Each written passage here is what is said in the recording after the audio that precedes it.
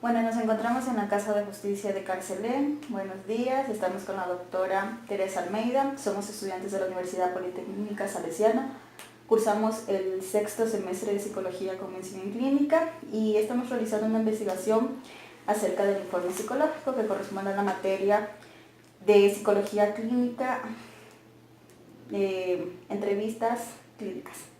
Ya, esta investigación tiene fines académicos y antes de iniciar la entrevista necesitamos su consentimiento informado para poder realizar las grabaciones correspondientes. Sí, no tengo problema. Sí, bueno, entonces para empezar queremos saber un poco acerca de su experiencia como psicóloga clínica, a qué corriente de la psicología pertenece, el cargo que desempeña en esta institución y todas las actividades que ha desarrollado dentro de la misma. Bueno, sí, mi nombre es Teresa Almeida, soy perito para el Consejo de la Judicatura. Actualmente trabajo en el Juzgado de la Niñez y Adolescencia de Carcelén. Llevo 13 años trabajando ya como psicóloga clínica y desde hace 8 años como perito. Me especialicé en violencia de género, maltrato infantil y delitos sexuales, esa es mi especialización. Y he venido trabajando a lo largo de la carrera en espacios para la defensa de derechos, especialmente de mujeres, niños, niñas y adolescentes. Ya como perito, como te mencionaba, estoy hace 8 años trabajando. Primero lo hice en el Centro de Equidad y Justicia y ahora en el Consejo de la Judicatura. Nosotros actualmente, como tú ves, este espacio es compartido. Ya no hago solo informes psicológicos únicos, hago informes combinados o informes únicos con el área de trabajo social. Hacemos un informe psicosocial por la demanda de esta unidad judicial, que eso varía de acuerdo a las instancias en donde cada uno se encuentra. Ok, bueno, desde su formación y experiencia profesional, ¿nos podría decir qué es para usted un informe psicológico?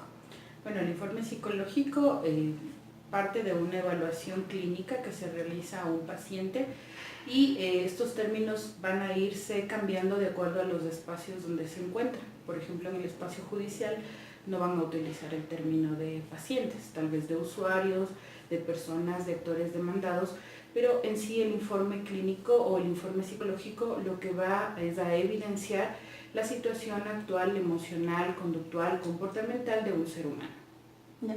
¿Usted con frecuencia trabaja con informes psicológicos periciales? Sí, como te comentaba, yo soy perito para el Consejo de la Judicatura y únicamente ahora realizo peritajes psicológicos forenses. Ya, ¿y nos podría explicar qué diferencias existen entre un informe psicológico clínico y un informe psicológico pericial? Ya.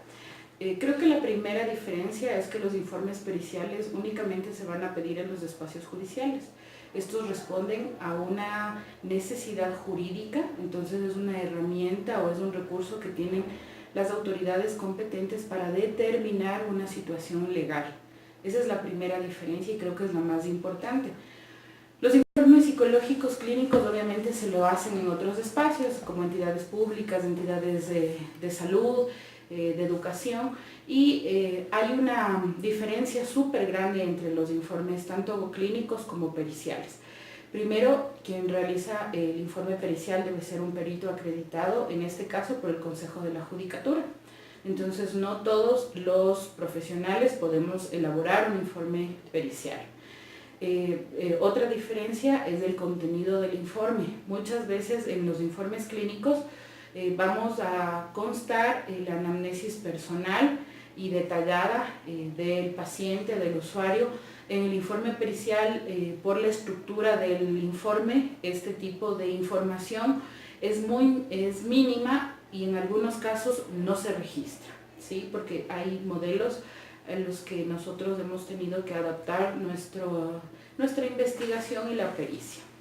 Ya, ok. Entonces, ¿cuál sería una adecuada estructura de un informe psicológico pericial? Como te comentaba, nosotros somos funcionarias públicas y hay un órgano rector que es el Consejo de la Judicatura, quien establece la posibilidad de que los profesionales sean peritos. Entonces, el Consejo de la Judicatura ha establecido un modelo del informe, entonces básicamente tiene datos del entrevistador, datos del entrevistado, Se añade aquí la metodología que utilizas para la investigación, ¿sí? El objetivo por el cual vas a hacer la pericia, eso tampoco cuenta en el informe clínico. En el informe clínico tenemos un motivo de consulta, pero en el informe pericial lo que vamos a encontrar es el objetivo de la pericia.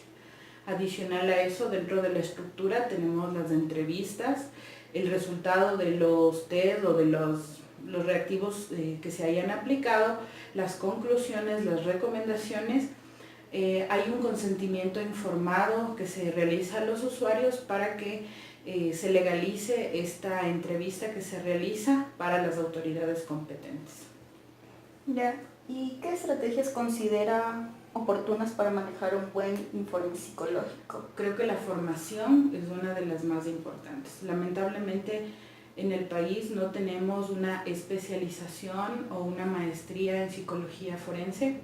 La mayoría de psicólogos o peritos que nos hemos formado en esta área lo hemos hecho de manera particular, de manera externa, a través de cursos, pero ahora me parece que se está recién tomando esta carrera o esta formación, y creo que la formación es lo más importante, porque se cometen muchos errores, y yo he visto de colegas en informes periciales que elaboran historias clínicas antes de entregar un informe pericial, y eso puede generar dificultades en las resoluciones de los jueces o en las necesidades judiciales, porque si no se responde a la necesidad judicial, el informe no nos sirve, ¿sí me entiendes? O sea, es un recurso para la autoridad competente. Entonces, creo que la estrategia es primero delimitar adecuadamente un objetivo para investigar.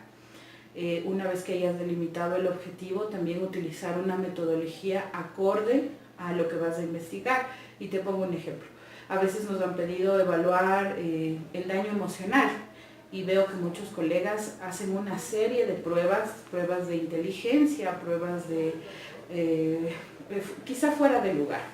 Entonces también es un proceso revictimizante para el usuario, porque está en un proceso judicial, eso ya genera una connotación psíquica, y el hacer a veces yo digo, una sopa de test, de reactivos que no tienen que ver con lo que te están pidiendo, los resultados obviamente no van a ser los óptimos para el proceso judicial, y se puede desestimar el informe. No responden al objetivo inicial que se planteó.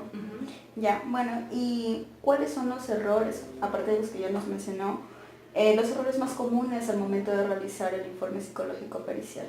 Como te digo, a veces la aplicación de reactivos innecesarios, creo que para mí ese es uno de los principales. La otra es no escuchar activamente al usuario.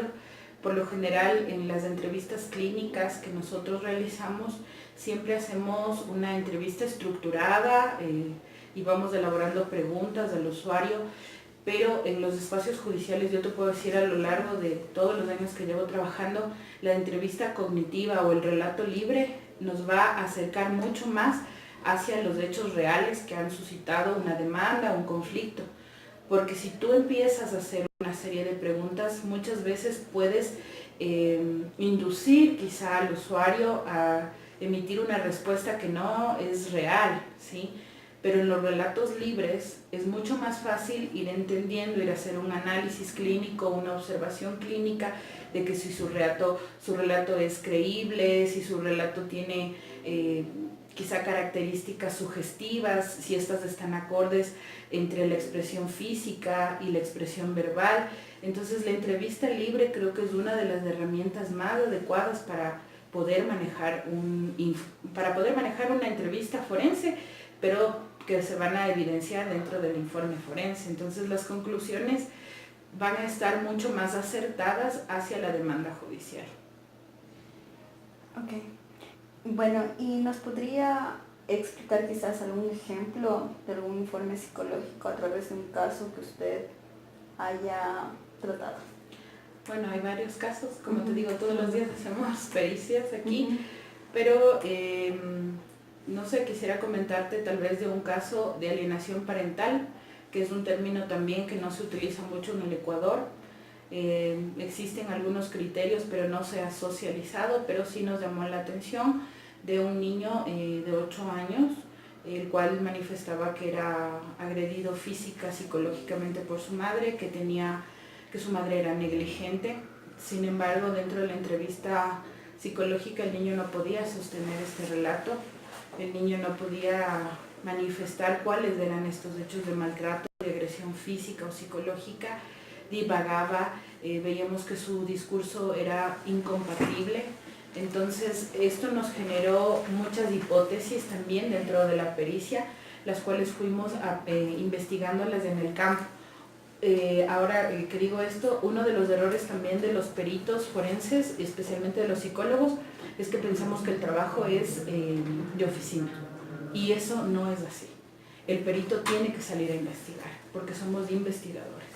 En este caso yo me dirigí a la escuela, entonces hice una evaluación a través de las maestras para que me indiquen cómo era el comportamiento de este niño, si el niño registraba novedades de agresión física y maltrato, de descuido, porque ya te digo, el niño refería en su entrevista que su mamá le golpeaba todos los días, que no le daba de comer, que le maltrataba, que no le lavaba la ropa, pero en el colegio no existían estas novedades. Más bien era un niño que acudía limpio con su colación, una madre pendiente, más bien había un conflicto entre los progenitores, y este conflicto obviamente estaba inducido por una elaboración inadecuada del padre en el proceso de separación.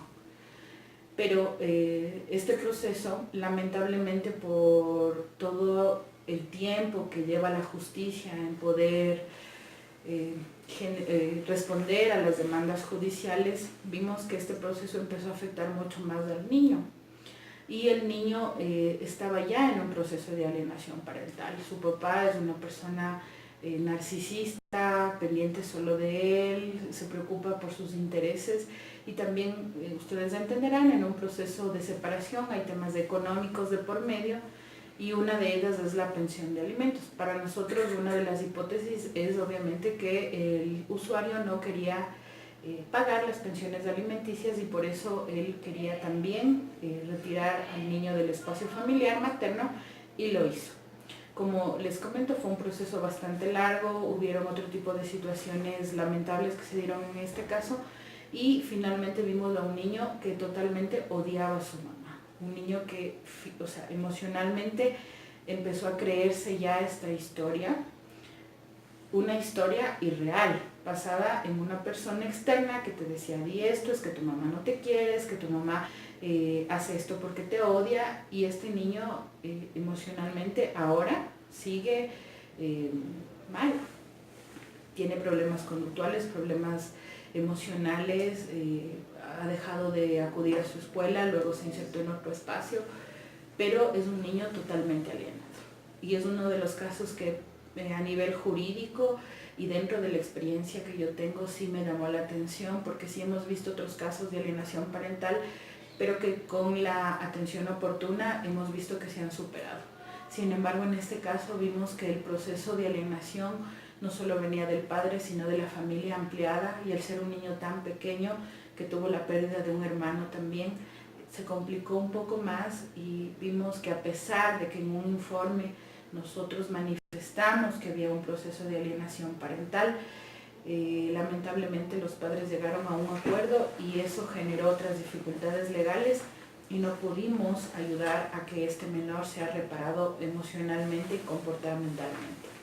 Entonces es uno de los casos, hay muchos otros también, pero yo sí quisiera más bien alentarles a que continúen con este proceso, a que traten de formarse como peritos. También es una carrera súper linda, y recordar que los peritos no somos únicamente de escritorio, sino que somos de campo.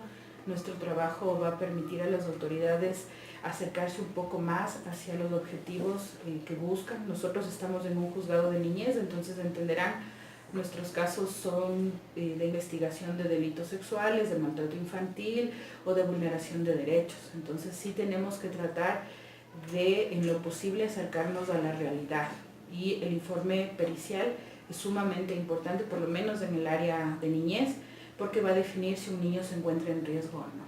Entonces una buena pericia le va a ayudar al juez a tomar buenas decisiones. Okay. Bueno, doctora, agradecemos su colaboración con la entrevista.